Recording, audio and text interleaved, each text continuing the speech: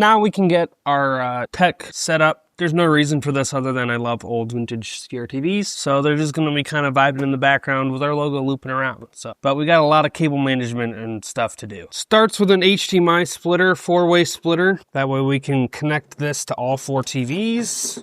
Then this HDMI converter for this TV, which is standard RCA, out 1. Then our first RF modulator. We're going to route that down through the holes through the bottom. Our second RF modulator for this TV, and then this monitor is actually a computer monitor, so we just need a VGA to HDMI cable. Okay, HDMI is connected. We need an input though. So our input is going to be a Amazon Fire Stick.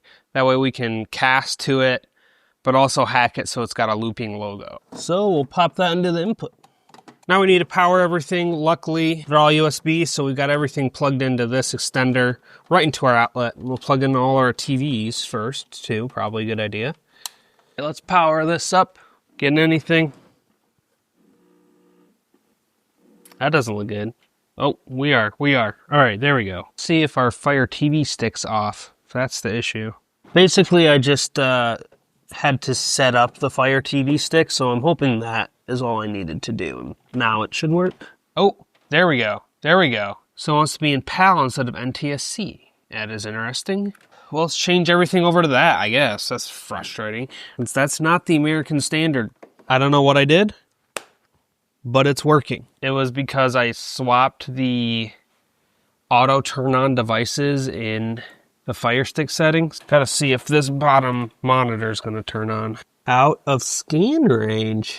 It looks cool, but that's not what we want. What's cool though is since it's on a Fire TV Stick, we can have it kind of show album art while we're playing music. So that's kind of fun. I can have it play on these TVs, which is entertaining. Which is kind of a vibe, honestly. So I've got all our TV setups. This is what's going to be looping in the background.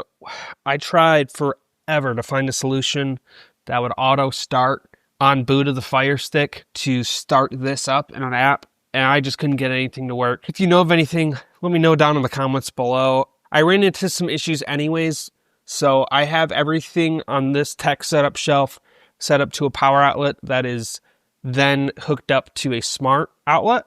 That way I can automatically, with one button, turn all of this on. This TV defaults to the wrong channel and doesn't turn on. I have to turn it off, then on for it to turn on. This is the only TV that automatically turns on when I turn that smart outlet on.